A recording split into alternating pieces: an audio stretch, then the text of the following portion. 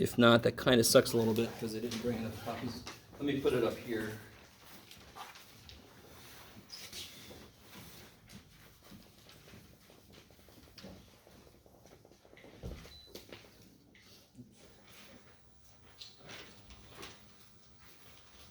This will turn on someday.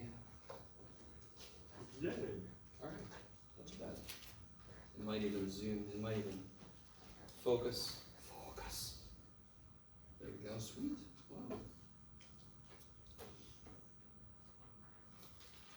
You guys have this? Some of you guys do. Okay, which means all of you do. Okay. Anybody need this? I didn't bring probably enough. Well, if you don't have this, it's not the end of the world. You can just copy the problem down. Which is going to have to happen for everybody on that side of the room.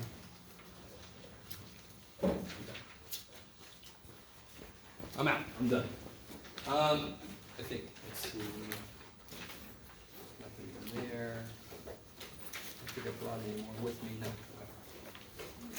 So if you didn't get this, it's not the end of the world. You can just copy this down on your own paper. So, Chad, I'm not going to ignore your question. I want to kind of build back up to it. Okay. Yeah.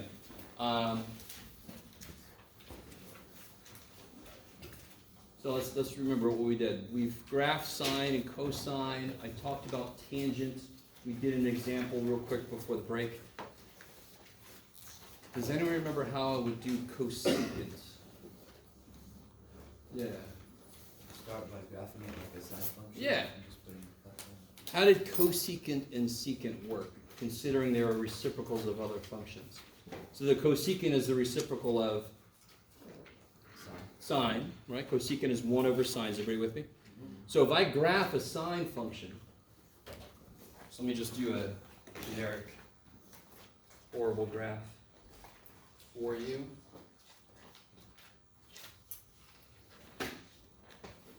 If I graph a sine function, how would I graph the corresponding cosecant function? With the vertical asymptote. Good, vertical asymptotes.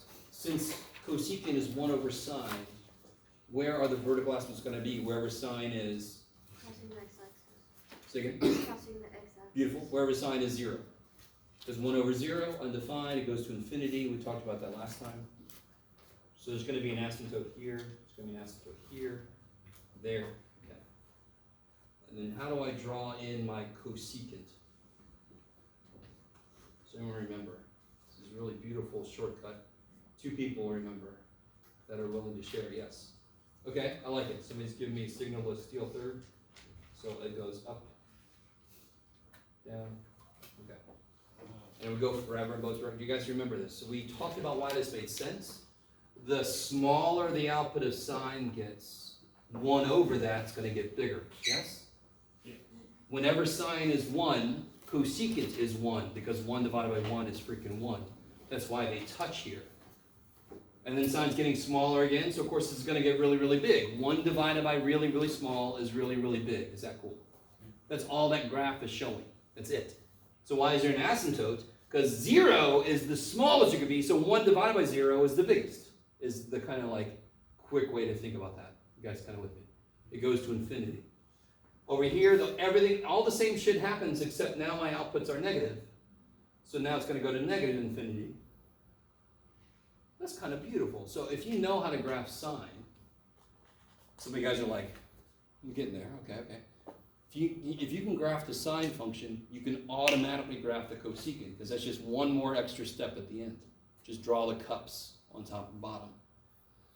So let's look at this problem here. And let me make sure I'm going to write chat up here so I don't forget your question. All right. So why do I put amplitude in parentheses? Because cosecant, of course, goes to infinity. It doesn't really have a limit, but the corresponding sine function would. So what would the amplitude be of the corresponding sine function? 2. Yeah. And what does this negative do, by the way? It just tells you that the Flips graph it. is flipped. I love it. Is everybody with me so far? So instead of going -1 to 1, it's gonna go -2 to 2. And it's gonna flip. So instead of doing this hump first, it's gonna do down first. Okay. Let me stop for a minute. By the way, there's been a couple students who've shown me different ways than what I do. Beautiful. And if you show me, I'll tell you how the math is the same. It's just reorganized. So there are other ways to graph this stuff. You don't have to do exactly what I do. I just think, to me, that just makes the most immediate sense. There are other ways to do it. You guys semi with me. So if you go to see a tutor and they show you a way and it makes more sense than what I'm doing, do it that way. Do it the way that makes the most sense. So you guys kind of with me. Worst way is graphing the calculator and copying. That's never good. How do you factor the inside of this? Take out a pi. Yeah, take out a pi. And what am I left with in there? X plus 1. X plus 1. What's the value of k? K is always that multiplier, right? So, Now here I'm being really nice. I'm not going to give you this on a test or something. To figure out the new period, you take the old period divided by that k. So what do I get here? 2. Cool, I like it. I do the step size because it makes the most sense to me. How far until I get to the next main point? What are my main points? When the output is biggest, when the output is 0, when the output is smallest. Those are the main points. Is all this coming back? The step size would be the period cut into how many parts? 4. Because it takes 4 steps to get through the whole cycle, correct? Okay. So my step size is 1/2. What's my phase shift? So you can see it up 1 here. to 1. 1 to the left. 1 to the left, I love it. If you say -1 to the left, I know what you mean, but I'm not sure how to move. If I said go -1 foot, you're gonna be like, what? Go into the universe.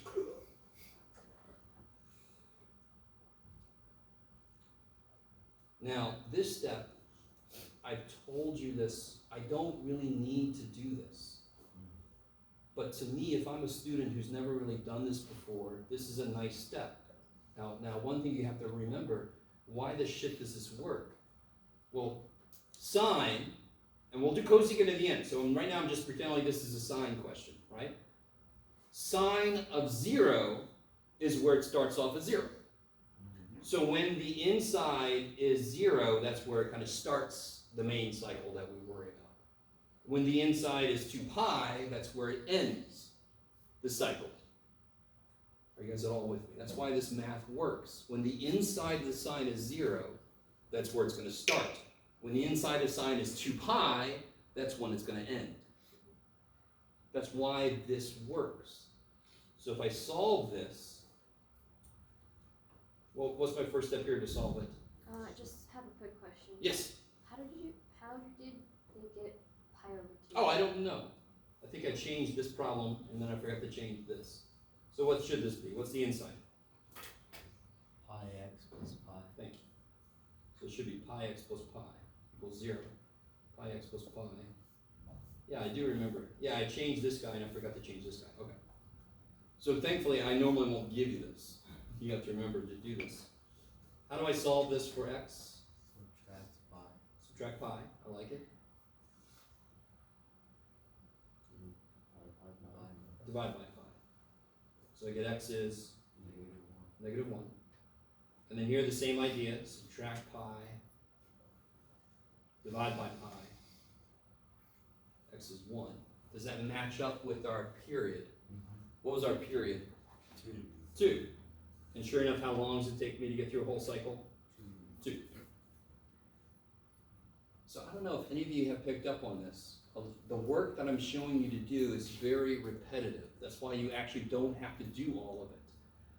But at the same time, when you're new to this, it's really nice to see a verification of all the work you're doing. I can see the periods 2. From -1 to 1 is 2. That makes sense. It's how long it's supposed to take a cycle to go through. Great. repeat that again? So for example, I know the period's gonna be 2. Mm-hmm. And I know that it starts at -1 and goes to 1, which sure enough is 2 apart. That verifies that my period looks to be right. Okay. Yeah. It's extra work, so the more comfortable you get, the less of this work you can do. I still need to see some work though. Yeah. Let me stop for a minute. How's everybody feeling? Okay. So I'm going to start at -1. My step size is 1/2, yes? Which is beautiful.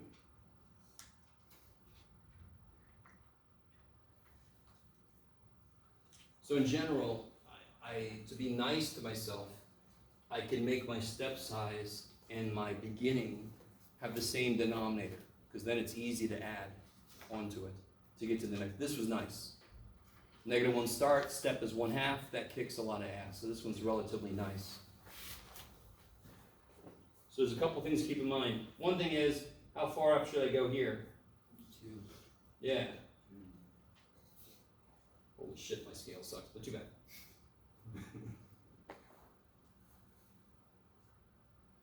Other thing to keep in mind is, not only did the amplitude increase by a factor of 2, but also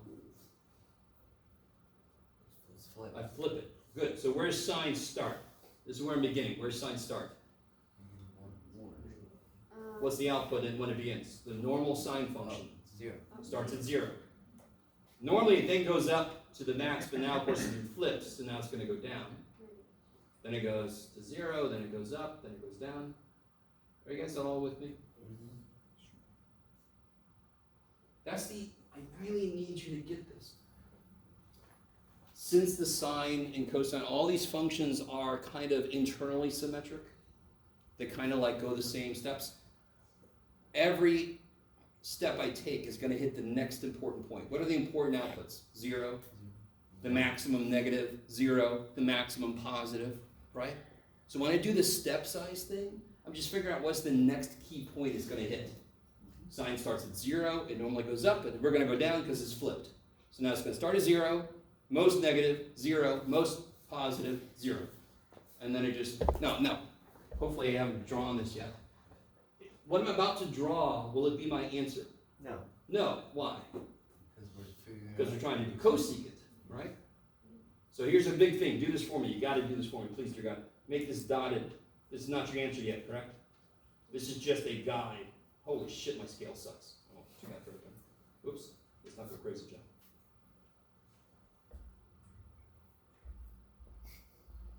So now I can add in some key features. What do I need to add in? The cups. Or no. The or cups? asymptotes. The asymptotes, I love it. So I gotta kind of give myself some walls to live within, and then I can just do my whatever sound effects you want to make is fine. Okay.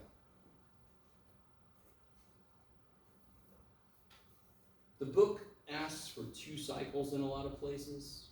I'm normally going to ask you for just 1 cycle because it's just going to keep going forever in both directions. Actually, I have a question. So in the book, I think for all the trig functions, at some point, like for some of the problems with graphing, they ask for like for you to graph at a 2-period interval or 1-period interval, Yeah. and I was wondering if you could like visually show that. Sure, here we go. So if I wanted 1 more period, I would just keep going my step size.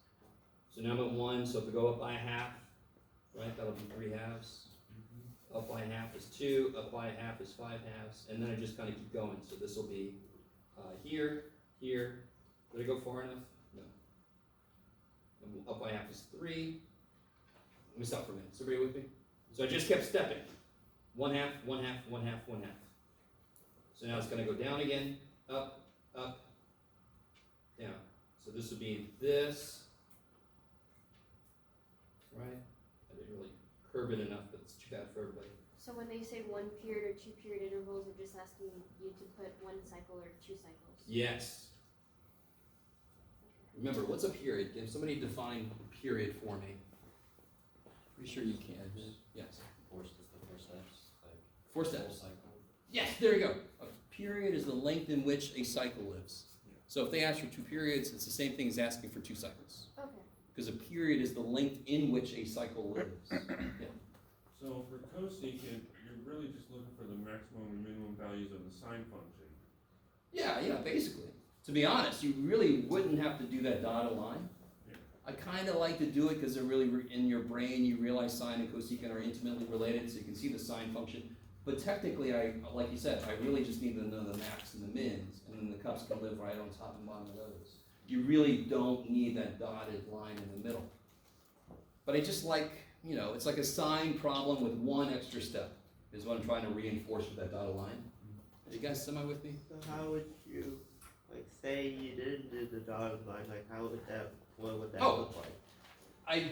Did the dotted line actually help me? No. If I know this point, so if I do this again very quickly, with the limited amount of paper, god damn it. So very quick.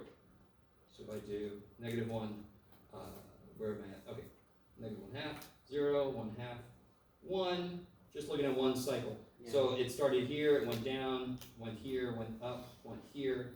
I could just do this right immediately, right? I should draw one more, yeah. I could just do that immediately. I don't need that phantom sign in the middle. I kind of like to make you do that because that's a sine problem, and then the cosecant is one extra step on top of that, right? But this is really all you need. You just need to know where those are, like Chad said. Yeah. So, do we really have to draw a dotted line if y equals 0 on the graph? You should, yes. Asymptotes are part of the graph, so you have to identify them, yeah. Even if it's on the y-axis? Even if, yeah. But, I mean, what does that mean? That just means above and below your y-axis, just put a couple of dots, right? Okay. Just to signify there is a asymptote there, yeah. I like it. How you guys doing? You're all like, damn it, why is spring break not weeks instead of 1 week, damn it. Okay, we're all back, it's too bad. Okay. So sine and cosine, basically exactly the same. Cosecant and secant, one extra step on top of a sine and cosine. So if you can graph a cosine, that means you can graph a secant. Impossible not to be able to. You just add the cups.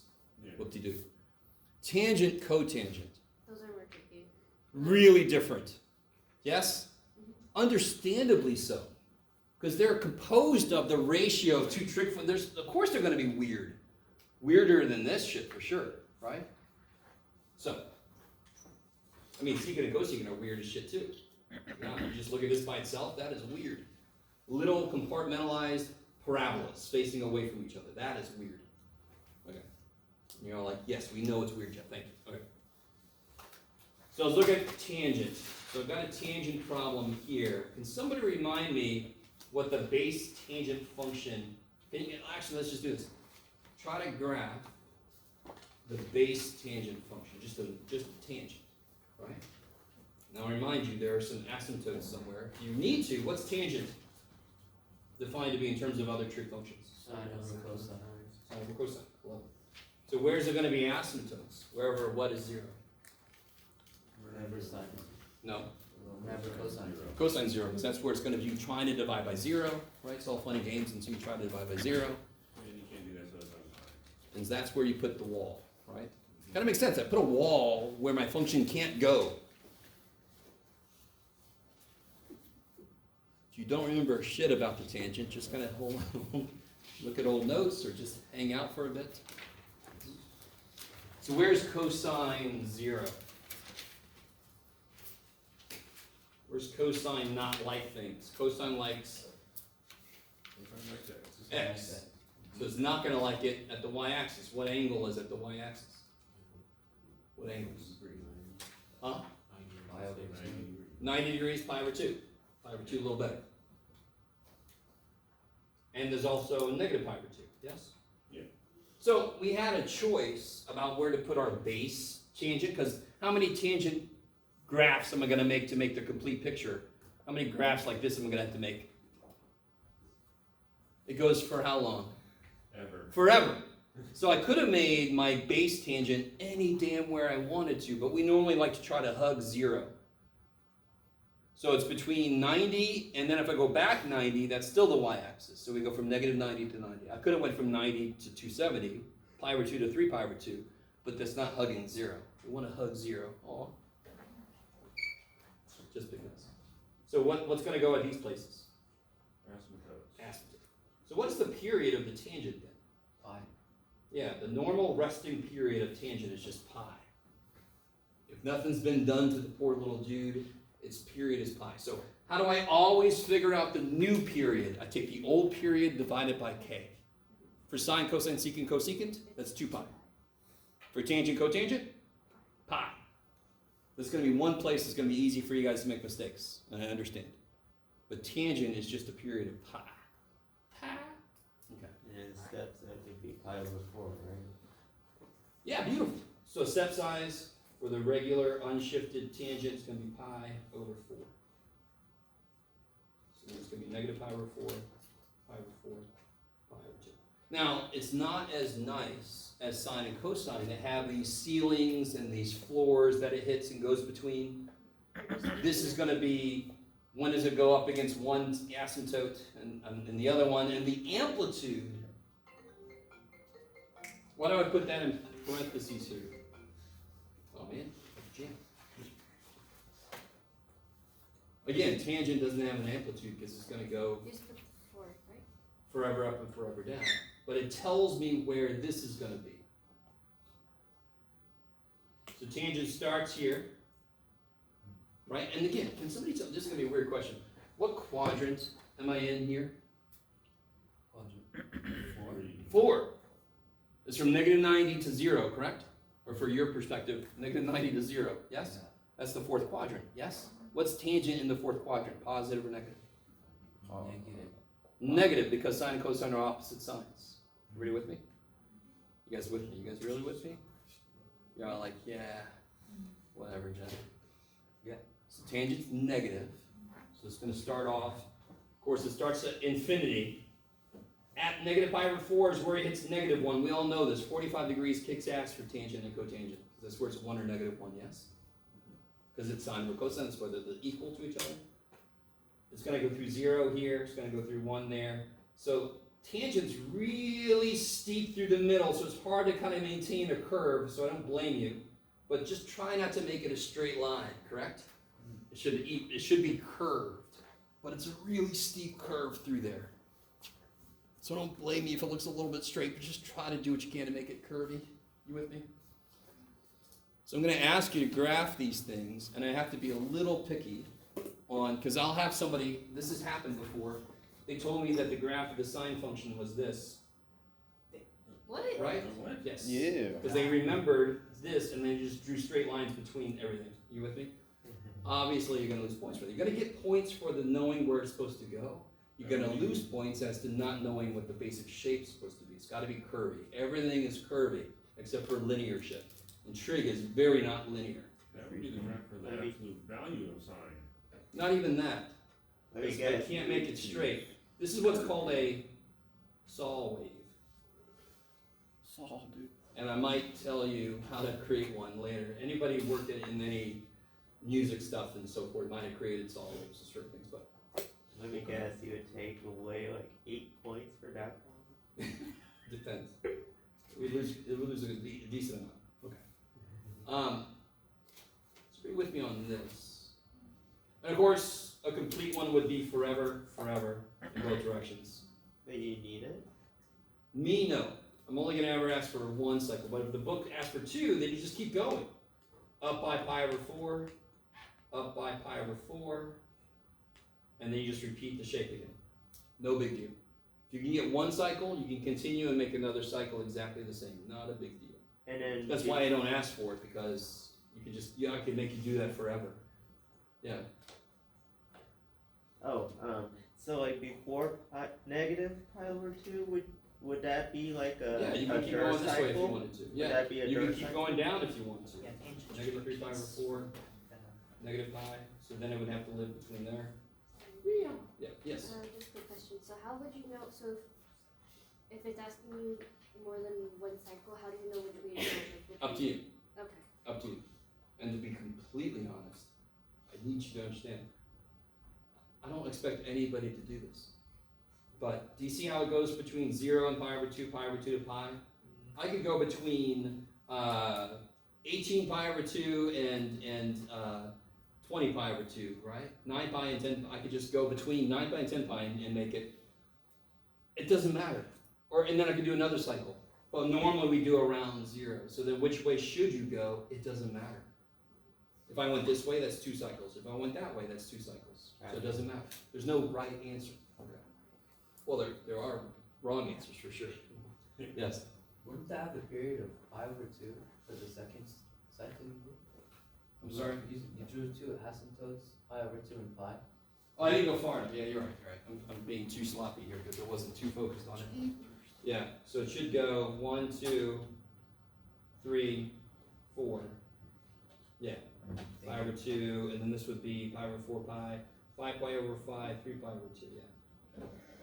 This will be where that is. Yeah. Yeah, okay. So you just have to keep going by the step size. Pi over 4, pi over 4, pi over 4, pi over 4. Okay. Again, I'm not going to ask you for 2 cycles because it's just adding the same thing on again. It's the same thing you've already done, yeah. One thing that might help everyone, if you're graphing in your graphing calculator, always include like the base graph. Like if you're doing like a tangent graph, a tangent function, always also graph tangent of x. Just Yeah. to get a. Now, real quick, have you guys noticed I haven't done any of this in the graphing calculator yet? For a reason, right? It's okay if you do it in the graphing calculator, kind of get an idea if your picture is correct. But dear God, the quickest way to lose all the points is to copy from your calculator because I'm always going to catch you, right? So if your work, so I told this to my pre-calc class, the same thing. Whenever you're graphing something, I'm going to make you do a lot of work, and then you're supposed to take that work and make it into a graph. And if any of your work is wrong, I want to see that in your graph. You'll lose points for this, but you won't lose any points if you translate that. Because what am I grading you on? Are you able to get this done? And are you able to translate that into a visual? If your graph is perfect, but your work is wrong, you didn't do the graph, you copied it. That's bullshit. Sometimes students don't understand. I sometimes want your graph to be wrong if that reflects your work, because that's what I'm trying to grade you on. Now, if you see in the graphing calculator it's wrong and you can figure out what's wrong, then correct your work. Beautiful, no problem. You guys kind of with me? A little bit? You're all like, whatever, man, just keep going. Okay. Okay, so coming to this.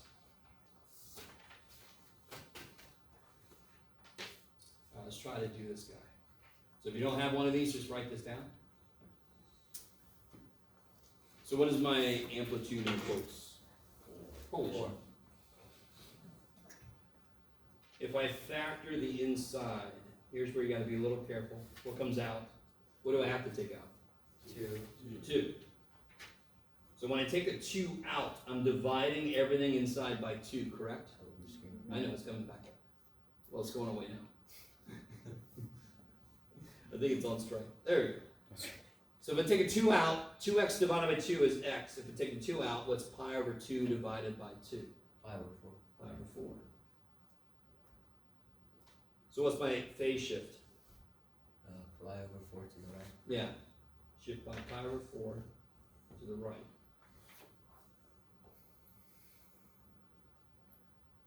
Oh, that goes here. Good job, Jeff. What's my k? 2. My k is always the same thing. It's always what's multiplying by the x. So my new period is the old period divided by k. Yeah. You just did it, Jeff. Good job, man.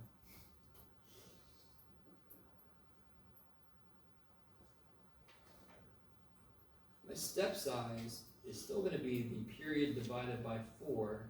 This kind of thing freaks people out, but I'm cutting it in half, and I'm cutting it in fourths, so I'm cutting it in eighths. If I divide by 2 and I divide by 4, I'm just divided by 8. Is everybody with me on that? Okay. It's going to happen often enough that it's good to be able to just go straight there. Yeah. This might help too. Just put it as like 1 over 4. Sure. So You could take the extra time. You can write this as pi divided by 2 times 1/4. yeah. Right? Yeah. That's helping. Sure, yeah. Okay.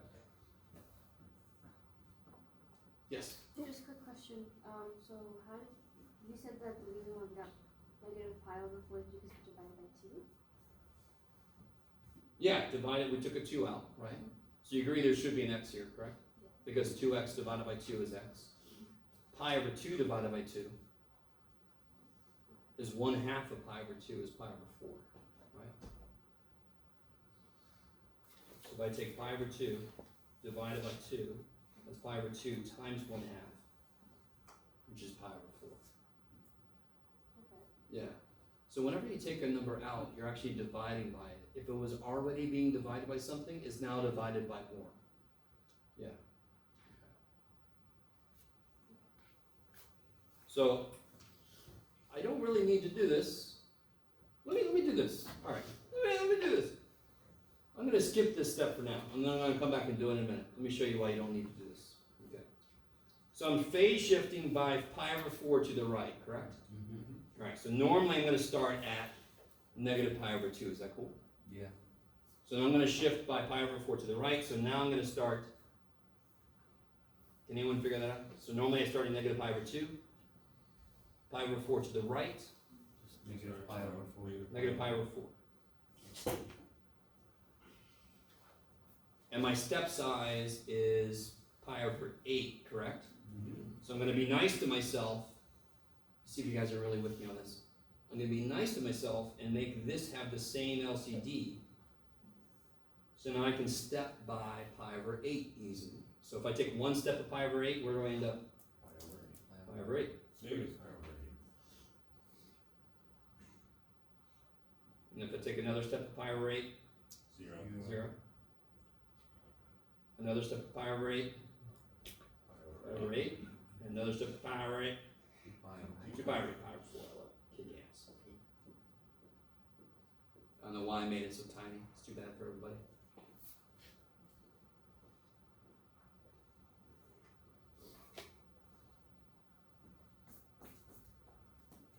All right.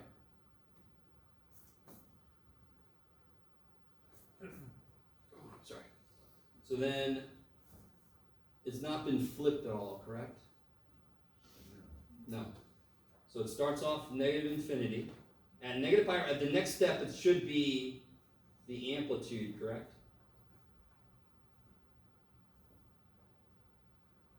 Then where does it go? 0. 0. And then it goes to the amplitude number in quotes, and then it goes to infinity, correct? And again, it's going to be very hard to show that curve. If I would have given myself some more space, it probably would have been a little easier, but I made it all smushy for some reason. Yeah, sorry. I think, shouldn't the middle be at pi over 8? Since it normally starts at 0, but we phase shift it to the right. So the asymptote should actually be negative pi over 8. Let me see. That seems like we just changed the period, but we have a phase shift also. Oh, okay. So Okay, this is beautiful.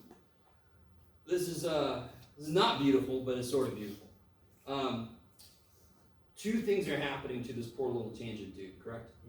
Okay. This is the wrong time for me to try to do that. I wanted to do it somewhere, and this is the wrong time for me to do it. Come back. Not only is it being shifted, but the period also cut in half, correct? Yeah. All right. So here's another reason why I like to do the beginning and the end cycle. Okay. If the period had not changed, it would start at negative pi over 2 and go up to pi over 2, correct? A normal tangent function goes from negative pi over 2 up to pi over 2. Is everybody with me? Okay, I love it. I don't know why I decided to try to do it on this one, but too bad for me. The new period is now pi over 2, correct? So everything's been smushed by a factor of 2. So now it would start at negative pi over 4 and go up to pi over 4. So let me see if I can get this. So a normal tangent function. Too much stuff here. Here we go. do again. Real quick. Long and short of this is not quite right. And I'll show you why. Normal tangent function goes from negative pi over 2 to pi over 2. Okay. What I didn't do, and this is why the beginning and end is a really good step to do no matter what, is I did not first compress this by a half. So again, doesn't this smoosh it by a factor of 2? So if I do that first, where does this start and end now? Negative pi over 4 Negative pi over 4 and pi over up to pi over 4. And now, if I move this over by pi over 4, I actually should start at 0. Okay. So I was overzealous here. I hadn't shown you a problem without doing this, and I chose a bad one to try to do it with you, because there's a lot more to do in your head. So if I'm changing the period and I'm shifting, that's a difficult one to do all at once in your head. So this isn't quite right.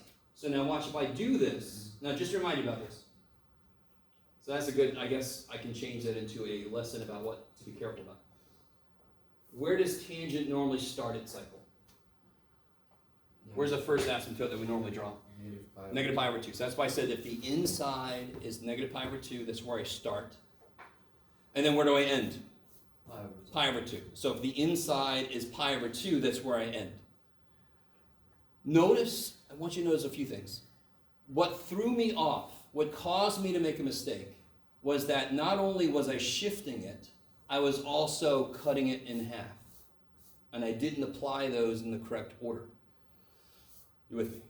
Doing this work will apply those in the correct order. So what's the first thing I do here to solve this? Add pi over 2. 0.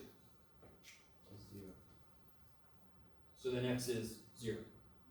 Which, again, coming back to this, if I cut it in half, if I compressed it and then I shifted, I should start at 0. Like it.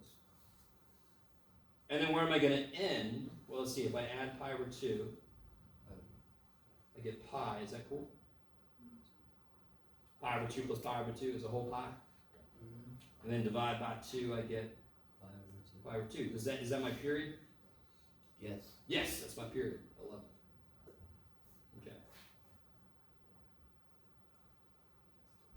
I like it.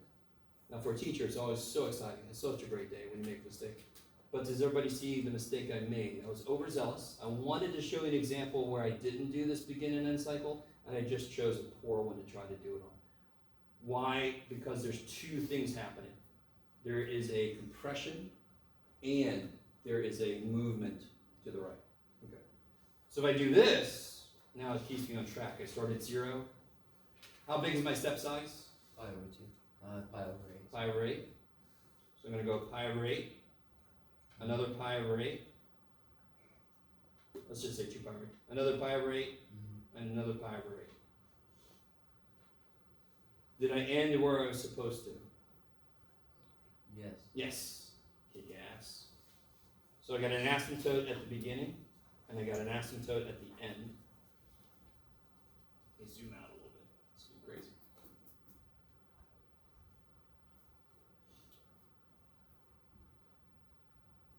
What's tangent do? It starts off, it hasn't been flipped, so it starts off coming from here.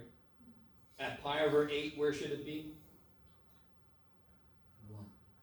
No, normally 1, but now, normally negative 1, but now it's going to be Oh, 4. negative 4. Then it's 0. And then it's 4. And then it goes to infinity. So you could argue that you don't really need these two. Oh my goodness. These two here. But they do kind of help you figure out the curvature through here, even though it's difficult to get it through those. It's pretty straight, linear. Okay.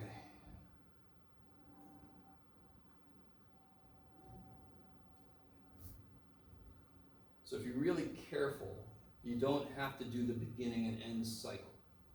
Yes? Should the curve from pi over 8 to 2 pi over 8, the line is shouldn't it be going like the other direction? Yeah, it should be going through, yeah, it should be going like this, but again, I couldn't quite get that, poor little thing. There. Thank you. You're welcome. Now, real quick.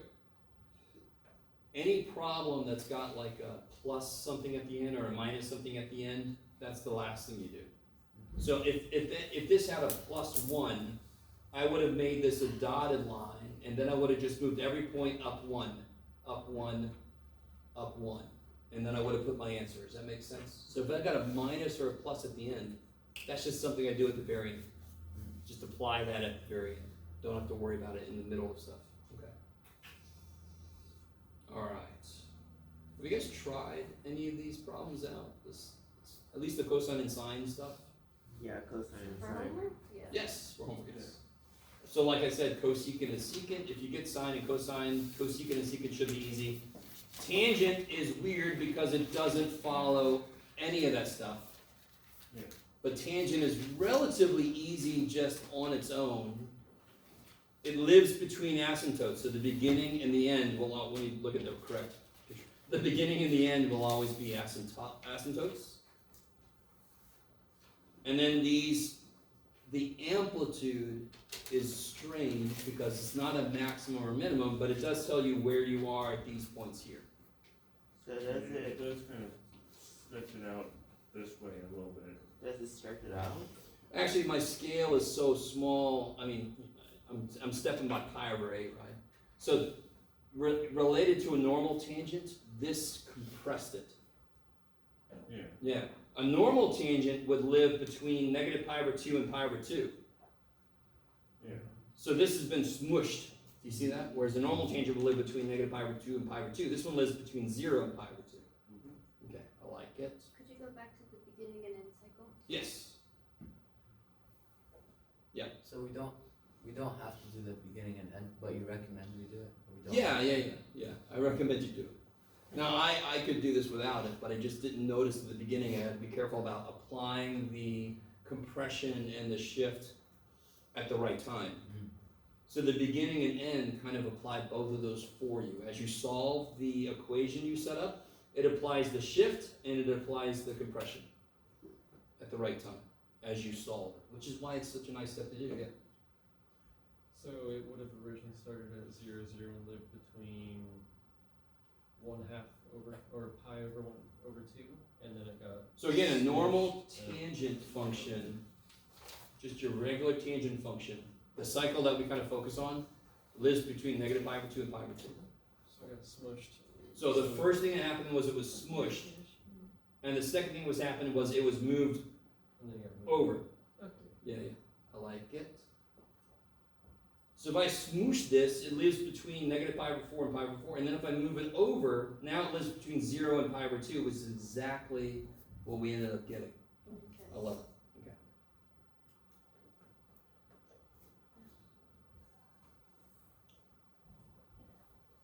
Now, last thing about these, because I really need to get going into the next section. Cotangent, it's basically the same thing as tangent, except what's on the bottom of cotangent now? What is cotangent? Whatever what? Cosine over sine. Cosine over sine, which is nice, co, right? Yeah. Oops, sorry, there it is. So when is sine 0? At 0? Yeah. So I got an asymptote here. And sine is 0 at, where else is sine 0? Pi. Pi. I love it. Wherever it's on the x-axis, correct? 0. Well, let's see, from your perspective. Yeah, from your perspective, 0, pi. So it's going to be like this. And real quick, can somebody tell me what quadrant this is? From here to here, what quadrant am I in? 1. I'm in the first quadrant, correct? Isn't that positive? Yeah. In the first quadrant? That's why this ends up being kind of the reverse of tangent in a few ways.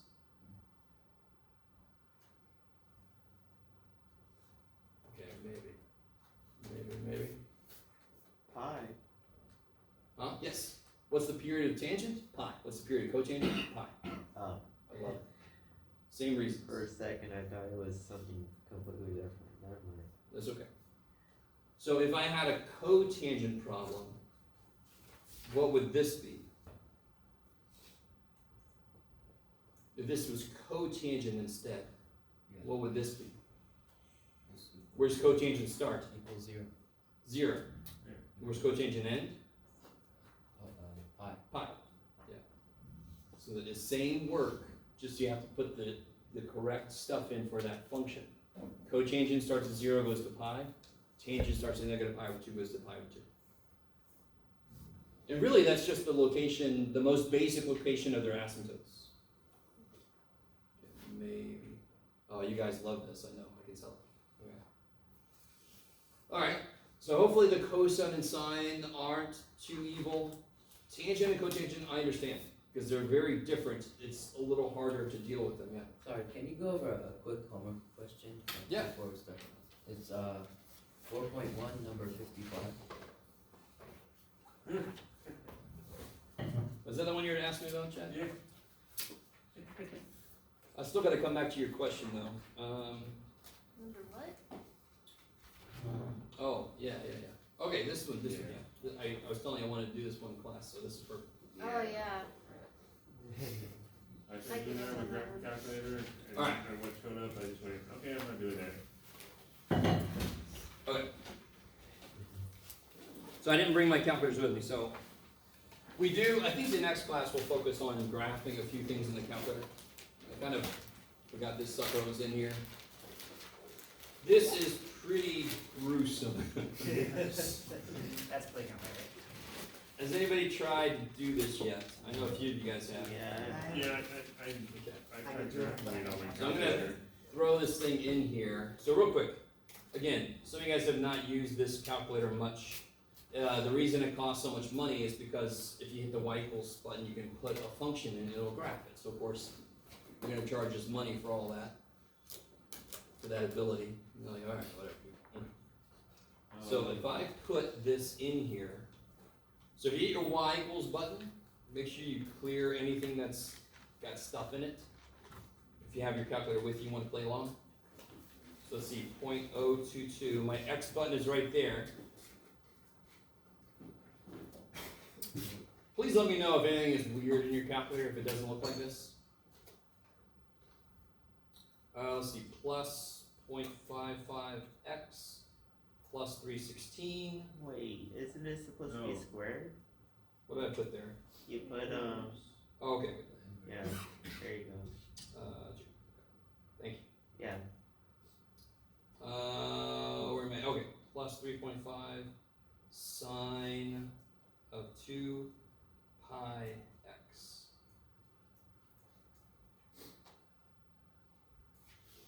It's kind of nice, I guess. I don't like it normally that it opens a parenthesis for you, but it's good because if I just put sine of 2 pi x, it would do sine of 2 times pi x. So it wouldn't be what I want. I want 2 pi x inside of sine. Is that all right? So now, if you just hit graph, there's a ton of shit that can happen, right? I don't know what mine is set up to. Look at this. Oh yeah, they gave you a window on the. Yes, okay, good. If they don't give you a window, that's where things get weird.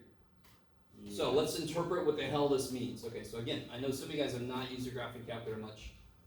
What this means is this is the x and this is the y. So what's the minimum I want x to be? 15. And what's the maximum? 45. Okay, so if I hit window, so again, your graphing calculator, I always think of it as this weird ass submarine. Okay, you already think I'm weird, so it doesn't matter. So I'm in a submarine. There's this funky freaking sea monster. It's got a weird ass shape, and I'm trying to find it. So I can move my window. I can make my window bigger and smaller. So if I don't have my window pointing in the right direction, I'm not going to see the monster, correct? Okay. So if I change my window to have a minimum x of, what they say, 15, and a maximum of 45, and then I want my minimum y to be 325, and my maximum y to be 385.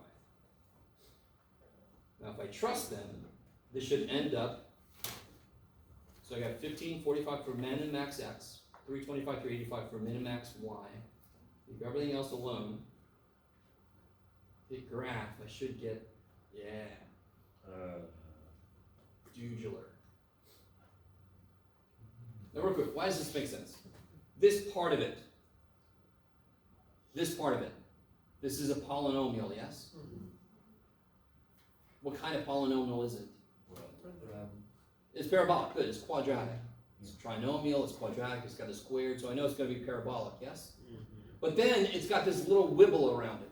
So it's gonna basically try to do this, but it's gonna wibble as it does that, because it's got this extra sign piece that I know is going, so that's why it looks like, doesn't that look like this part of a parabola?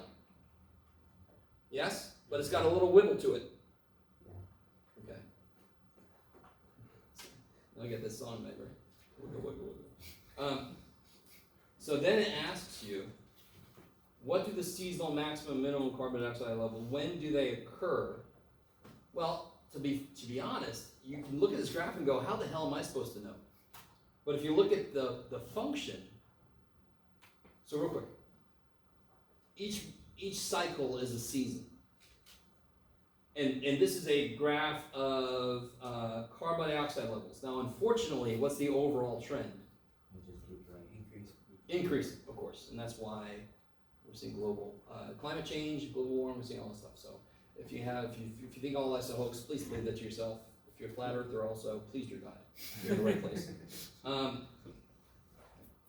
So visually, I can't tell where the maxes and mins occur too well, but from the function, I could tell when is sine going to be maximum. No, at 2 pi, no. At 2 pi, what's sine? 0. 0. Yeah. So real quick, what's the period of this piece? Is 1. 1. Where's sine start? 0. 0. Is everybody cool with the period? This is 1. Yeah. I like it. So it's going to end 1. So when does it hit its maximum 1 step in? 1/4. 1/4. 11. And once it hit its minimum, its most negative part will be 3/4. 11. You guys at all with me? So if I start at 0 for x, right? Well, I can't tell from this piece of it. I'm not sure why they just wanted this piece. That's too bad. Yeah, okay. 1960 is x equals 0. So 1/4 of a year, so it's going to be basically 1/4 of the way through a year, it's the maximum, 2/4 later, it's the minimum. So what's 1/4 of the way through a year? Isn't that spring? And then 3/4 of the way through the year, isn't that fall? Yeah. Yes, because 2/4 of the way through a year is summer. It's crazy, isn't that crazy? So what it says is the spring is when it's maximum and the fall is when it's minimum. The carbon dioxide levels. You can talk about the contribution of trees and so forth, because what happens in the spring? Doesn't everything bloom? Yes? So that could possibly happen. And aren't we moving around a little more in the spring and so forth? Yes? I don't know. I'm not going to get into the why of it. And then the fall, certain things change, different things happen. Okay. So that's really what they want from you in Part B. But whenever you have this kind of a graph thing, you graph it in your calculator and you just give me a rough sketch of it. Just give me a rough sketch of what you see, right? That's all you have to do for me for the homework in terms of how do you show me the graph. Yeah. So minimum 3/4, maximum. 1/4 of the way through a year is the max, and 3/4 of the way through a year is the min. Yeah. And we can tell that from when the maximum happened for a sine. Yeah. And then what would C then? What is that? L is the sum of a quadratic and sine. What is significant? Oh, I basically gave that away with the first thing I talked about. This looks like part of a parabola.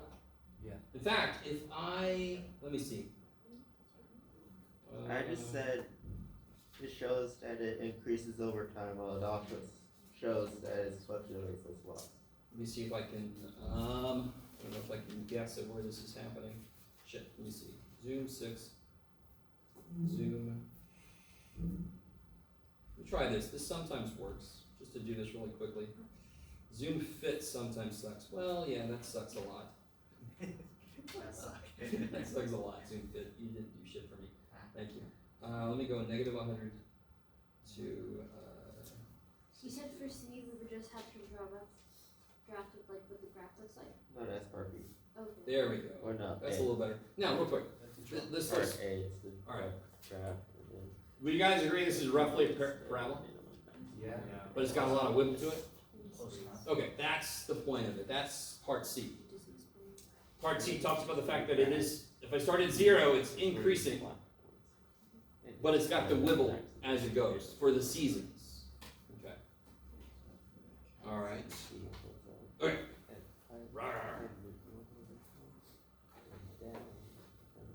Oh, let's see. Okay. So what we're about to get into, just to kind of remind you guys, did everybody get an updated homework sheet just before I get going? So our next test is April 10th. Today's the 1st, so it's going to be a week from Wednesday. So on Wednesday, I'm going to have the practice test. Next Monday's going to be the review day. I'll have the answer key for the practice test, same as before. My hope was to be, well, let's see. What did I say I was going to be through? How did I think I was going to manage that? Oh, I'm going to manage it, that's right. We got today and Wednesday, okay. All right, that's fine. Because we've already done a lot of the stuff that's in chapter 5, to be honest. Don't you all should already know these, for example? That's crazy. Y'all should know these. Y'all should know these, yes? We talked about those. This is the one I don't think I spent a lot of time on, if any, is these guys. So that was related to a question somebody asked me earlier. Have I talked at all about these guys? Does this look familiar? I'm really sorry. I can't remember. Okay. Okay, so let's talk about it real quick. This is chapter 5, right? Yes, chapter 5. But it's kind of a review of some stuff we've done before. Pythagorean identities we know. Okay. So if I have an angle, and I have the negative of that angle, and I can think about the triangle that I make, those two right triangles, are they different? No. They're the same triangles. Everybody agree with me? They're the exact same triangle. There's only one difference. One of them, of course, is going down. So the cosine, can you even tell me if this is the unit circle? Where's the cosine of theta? Where is it? Wouldn't that be 30 degrees? No. I'm not asking what the angle is roughly. I don't know what the hell the angle is. I just kind of know it's between 0 and 90. Where's the cosine? All right, help me out. Yeah. So is this x, this is x, and this is y, correct? So what's cosine theta defined to be? X over. What?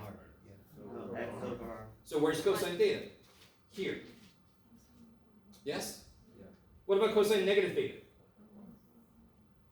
Which piece of the triangle is that all about?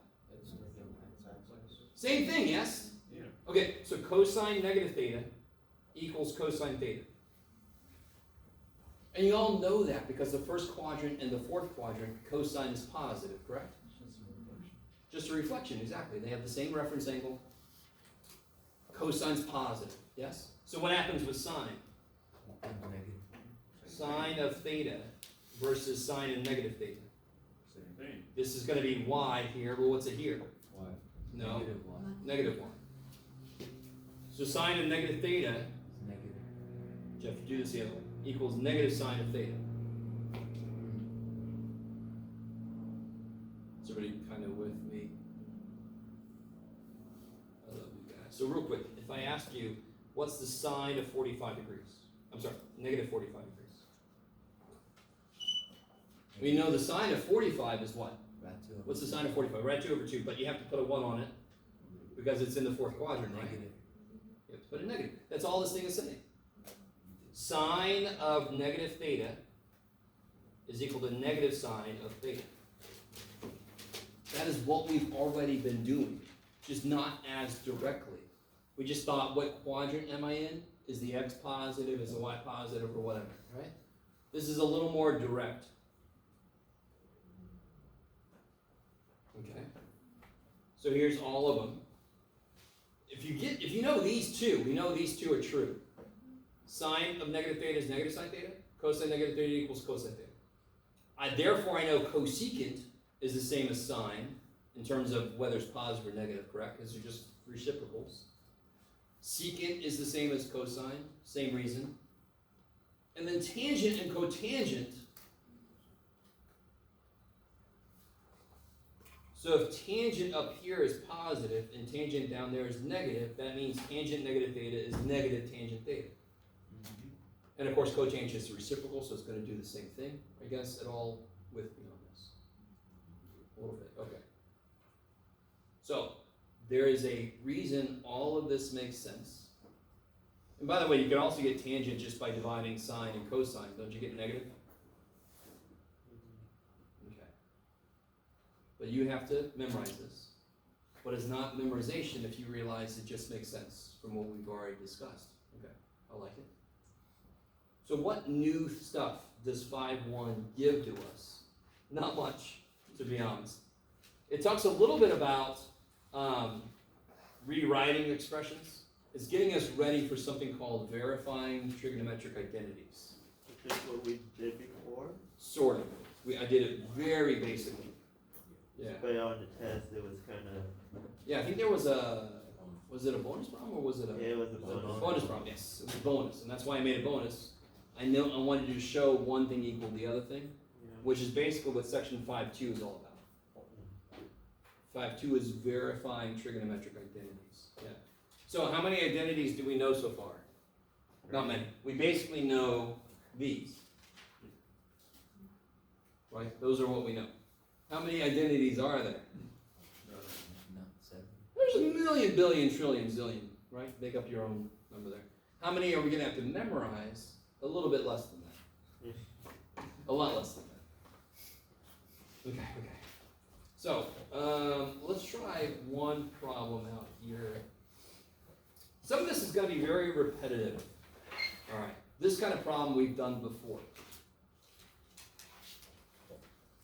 Let's look at number 13 real quick. So it wants me to find sine. And they tell me what cotangent is. And I know I'm in quadrant 4, right? So how in the world can you figure out what sine is, knowing what cotangent is? Yeah. So cotangent is, that would be cosine over sine, right? True. Gotta be careful though. So Sine isn't 5, because that's way too big, yes? What's the biggest sine can be? 1. 1. Okay, so there's 2 ways to do this. One way to do this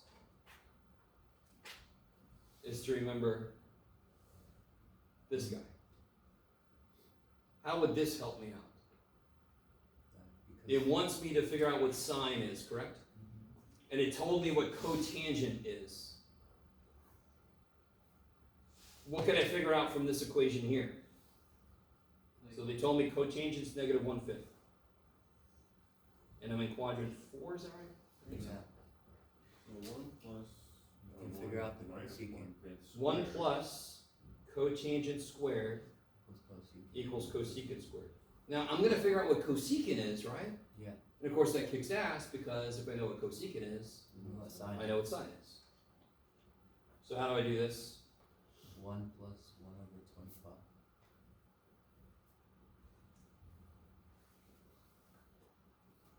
A quick way to do 1 plus something fraction. Well, you know how to do this. Yeah. 25 times 1 plus 1, right? So 26 25ths. Okay, how do I get cosecant? Square root. Now, when you square root, you should put plus or negative. Right? Okay. What's square root of 26? I don't know. What's square root of 25? 5. 5. I know I'm in quadrant 4. Therefore, which one should it be? Cosecant is Negative. related to Y. sine. Negative. Y. In quadrant 4, it's negative. So cosecant theta is negative rad 26 over, so what's sine theta? 5 rad, negative 5 rad 26 over 26. Yeah, it's this, and then you have to rationalize it, yeah. Woo! Now, to show you a different way to do the same problem, right? I love you guys so much. So, you've got this sitting right here.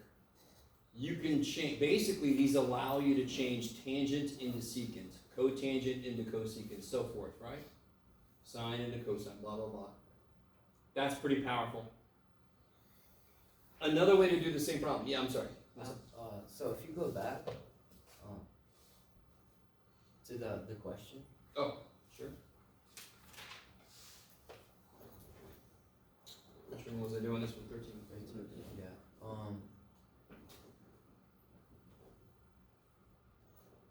So can it also be okay? Oh, never mind. 'Cause it says So another way to quadrant do this problem, real quick. I'm in quadrant 4. If I draw a triangle, this might not be to scale, but too bad. Somebody already told me this. Cotangent is what side over what side? four, cosine over sine. No, what side over what side? X over X over y. So this is not to scale, but too bad. I can draw the triangle that this represents. What's the hypotenuse going to be? rad 26. Yeah, negative 5 squared is 25, plus 1 is 26. That's c squared. That looks familiar, yes? And then what's the sine of the angle going to be? Sine likes y. I get the exact same answer, yes? Just quicker, to be honest. Right, so all this work, we got this. And over there, we got the same thing. I don't know why I put the rad there still. I think I was about to work it out, but I won't. So, when the question is like tangent is greater than 0, what would that mean? Well, Like what for- quadrants do I know I'm in if tangent is greater than 0? What quadrants could I be in? 1 and Yeah, where's 3. tangent positive? 1 1 and 3. and 3. Tangent's positive when sine and cosine are the same sign, S-I-G-N. So Yeah. would there be 2 answers? It depends on if they told you something else. Do you remember which problem this was from? Well, I just looked, I noticed like any Oh, of here. them. Yeah, like any Well, of them. didn't they give me more information? Cosine of negative theta, which means cosine of theta is the same thing. Cosine's positive, tangent's negative. So which one of these two is cotangent? Sorry, is cosine positive? I'm sorry, not these two. Tangent's negative here, right? Yeah. So that would be 2 or 4. I also know that cosine is positive. So it's 4. So therefore I must be in quadrant 4. So they didn't just give me one piece of information, they gave me 2. So I can figure out which quadrant I'm in. Is that right? Why is it important to know what quadrant you're in? Because then that tells me positive or negative, which one's the answer. Okay, so that's this section. There are at least 2 different ways you could do these problems. You draw the triangle or you could use an identity. Okay. These kind of problems get a little more interesting. So like, for example, 54 is really, really nice. See how they tell you to rewrite everything in terms of sine and cosine? So what's tangent theta in terms of sine and cosine? Sine over cosine. So what's going to happen with the cosine? Cancel. Cancels out. So the answer is sine. So I get sine divided by cosine times cosine. That's just sine. So this whole section is just rewriting an expression, but the first thing you do is rewrite everything in terms of sine and cosine. What's cosecant? I don't know why it's circle, but it just is. 1 over sine. And what's cosine over sine? Cosine. Cotangent. So this just becomes cotangent. You guys see that?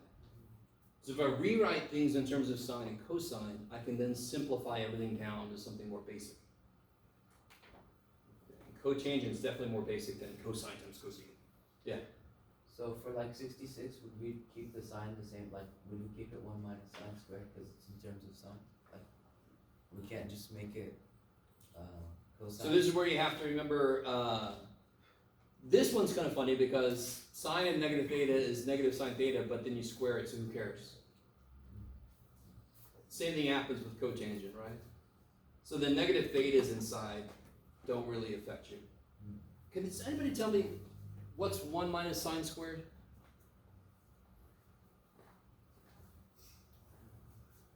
One minus sine squared of theta. What is that? What's sine squared theta plus cosine squared theta? 1. So then what's 1 minus sine squared? Cosine squared. Oh man, he's out. Okay, there he is. You guys with me? So anywhere I see 1 minus sine squared, it's just cosine squared. What's 1 minus cosine squared? Theta. Sine squared theta, yeah. So this is why it's so important. If you haven't started doing this yet, you've got, and you should have already, because you should have known this for the first test. You've got to memorize those identities we have so far. We're going to learn a lot more identities in this chapter. I'm going to give you a sheet. Once you've learned enough of them, I'm going to give you a sheet. Everything above this line you must memorize. Everything below this line you don't have to memorize. Basically, it's everything I have memorized myself. Anything I don't have memorized myself, I'm not going to make you memorize. That only makes sense to me. You guys kind of with me? Okay. Okay. So in 5.2, we're not going to do anything more basic, but I want to show you where we're headed. They're going to give me a statement, and I have to work with both sides possibly to see if they do equal each other. This is the first place in mathematics that the right way to do it is to make mistakes. So if I pick one side and I'm like, I could use all these different kinds of identities, which one do I use? You could pick the wrong one. It's going to not. So you're like, okay, that's not the way to go. Let me go the other way. Not a big deal. It's part of doing it correctly is choosing the wrong thing sometimes. This is the first place you really get to play with the stuff you're supposed to know. Right? I don't know how that makes you feel. You're like, that doesn't sound good. But we'll see. Right? Normally, verifying identities, it's a little bit, we'll see. We'll see how you feel about it. So next time, we'll start with that. Looks like we're about out of time.